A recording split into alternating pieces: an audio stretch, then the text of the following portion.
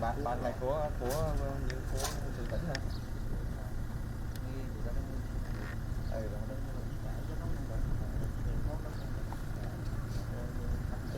Anh không về luôn hả? Hay là anh còn đi? Anh đi tốt rồi. Đây được cái gió mát. Dạ rồi.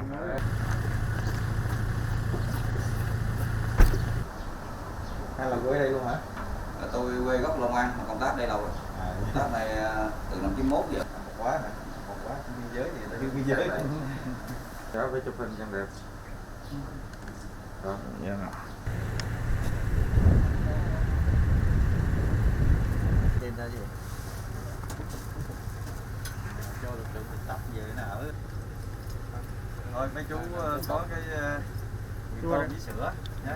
Tôi tập trung thực hiện cho tốt cái nhiệm vụ. Lên trải Theo thôi. Tên tuổi ngày nghỉ. Ở đây là ba đứa hả? Ba mấy người? dạ, Có ba người hả? có đèn sạc. Đèn sạc cái gì? Ở đây đèn sạc ở đây chắc. Mùa này nó còn đỡ, mùa mía lên.